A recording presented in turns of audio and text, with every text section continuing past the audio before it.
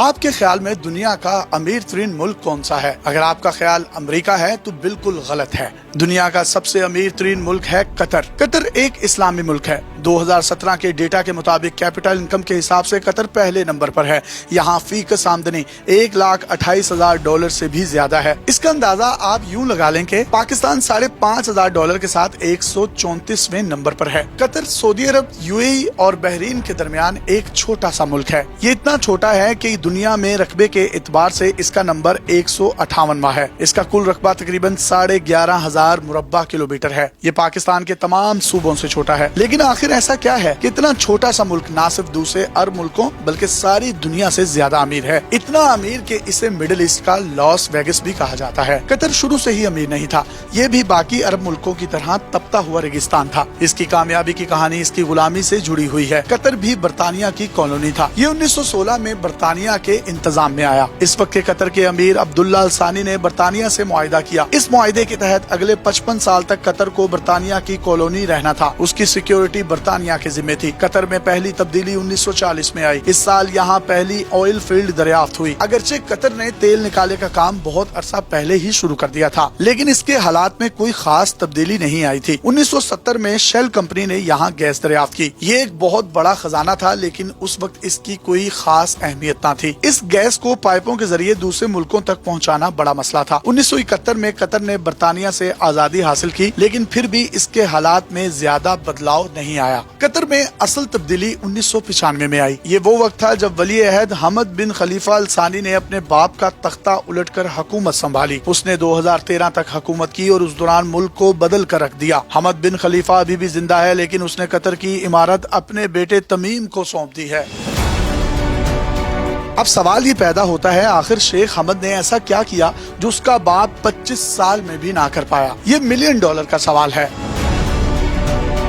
حمد نے قطر کی ساری سرمایہ کاری کا منہ ٹیکنالوجی کی طرف موڑ دیا۔ قطر کے پاس گیس تو تھی، لیکن یہ اسے بیچ نہیں پا رہا تھا۔ شیخ حمد نے گیس کو لیکویفائڈ کرنے پر سرمایہ کاری کی، یعنی گیس کو مائع حالت میں تبدیل کرنے کے لیے اس نے انویسٹمنٹ کی، اور اس ٹیکنالوجی کے ذریعے سے گیس کو مائع فارم میں تبدیل کر کے دوسرے ملکوں میں بھیجا جا سکتا تھا۔ آج قطر دنیا میں LNG گیس کا سب سے بڑا ایکسپورٹر ہے۔ پاکستان سمیت دنیا کے تمام ممالک قطر سے گیس لیتے ہیں۔ یورپی ممالک روس سے گیس لیتے تھے۔ روس اور یوکرین جنگ کے بعد یورپی ممالک نے بھی قطر کا رخ کرنا شروع کر دیا ہے، جس کی وجہ سے قطر کے زر مبادلہ کے ذخائر بڑھ گئے ہیں اور گیس کی ایکسپورٹس ناقابل حد تک جا چکی ہیں۔ قطر کو گیس کی فروخت سے اربوں ڈالر حاصل ہوتے ہیں، لیکن اس نے صرف اسی آمدنی پر اکتفا نہیں کیا، اس نے اپنی اکانومی کو ڈائیورسفائی کیا ہے۔ قطر نے 2005 میں قطر انویسٹمنٹ اتھارٹی قائم کی۔ اس اتھارٹی کے ذریعے اس نے دنیا بھر میں سرمایہ کاری کی اور اربوں ڈالرز مزید کمائے۔ یہی وجہ ہے کہ جب 2017 میں سعودی عرب نے قطر کا بائیکاٹ کیا تو اسے کچھ خاص فرق نہیں پڑا۔ اس وقت یہ رپورٹ سامنے آئی کہ قطر نے دنیا بھر میں $335 ارب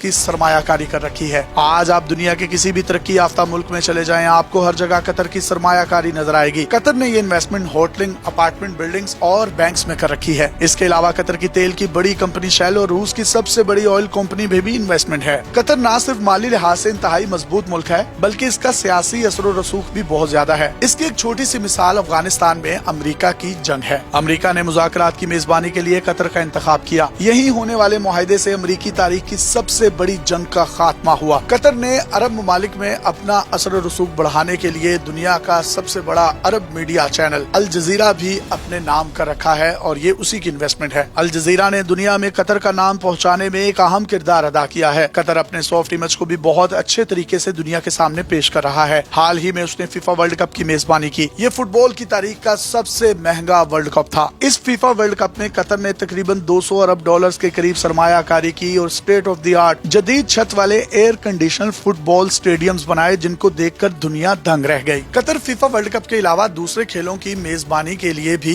پیش رہتا ہے۔ قطر کی ساری سرمایہ کاری کا مقصد اپنی اکانومی کو مستقل بنیادوں پر مضبوط کرنا ہے۔ آج بجلی سے چلنے والی کاروں کی بات کی جا رہی ہے، جس کی وجہ سے تیل کی اہمیت کم ہوتی چلی جائے گی۔ الیکٹرک کارز مارکیٹ میں آئیں گی تو عرب ممالک کا تیل کہاں فروخت ہوگا، وہ کہاں کھڑے ہوں گے، یہ ایک سوال ہے۔ لیکن گیس کی اہمیت پھر بھی باقی رہے گی۔ قطر کے پاس جس کا بہت بڑا خزانہ ہے، اگر کل کو گیس کی اہمیت ختم بھی ہو جاتی ہے تو بھی قطر نے اپنے آپ کو اتنا محفوظ کر لیا ہے کہ کئی سالوں تک اس کو کسی بھی پریشانی کا کوئی سامنا کرنا نہیں پڑے گا۔ आज कतर दुनिया का तीसरा बड़ा नेचुरल गैस का जखीरा रखने वाला मुल्क बन चुका है। इससे पहले ये मुल्क रशिया और ईरान थे। कतर आज दुनिया का दूसरा बड़ा गैस का एक्सपोर्टर बन चुका है। इसका 70% रेवेन्यू ऑयल और नेचुरल गैस से आता है। बहुत से लोगों के माइंड में ये ख्याल है कि दुबई ज्यादा अमीर है, तो इस बात का जवाब हम आपको देते चलें कि कतर दुबई से बहुत ज्यादा अमीर है। हत्ता कि ये पूरे अमारात, बहरीन और सऊदी अरब से भी अमीर है। बहुत से लोग जो कतर में जाते हैं तो वो वहाँ से गोल्ड खरीदते हैं, क्योंकि गोल्ड कंपैरेटिवली कतर में बहुत सस्ता है। कतर के गोल्ड की क्वालिटी की वजह से अहमियत बहुत ज्यादा है और यहाँ पर टैक्स फ्री रेट्स पर आपको ओरिजिनल गोल्ड मिलता है, जो कि कंपैरेटिवली दुनिया के दूसरे ममालिक या अरब ममालिक में पाए जाने वाले गोल्ड से ज्यादा खालिस या प्योर होता है।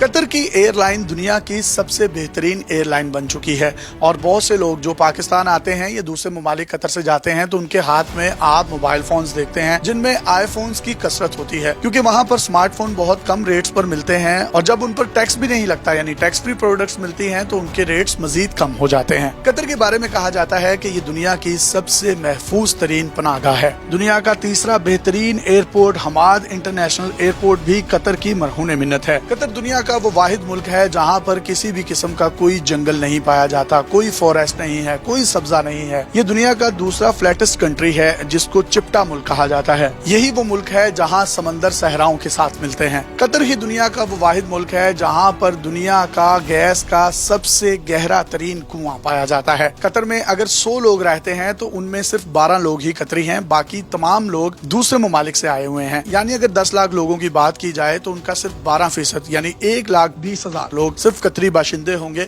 जबकि बाकी की तमाम पॉपुलेशन दूसरे ममालिक से आई हुई कतर में क़याम पजीर है। कतर दुनिया का वो वाहिद मुल्क है जिसकी सबसे ज्यादा प्रॉपर्टीज लंदन या बरतानिया में है। अपने मेजबान यासिर शामी को इजाजत दीजिए। किसी और मुल्क की तरक्की और अजीबो गरीब इंकशाफात से भरपूर वीडियो लेकर आपकी खिदमत में हाजिर होंगे। तब तक के लिए अल्लाह हाफिज।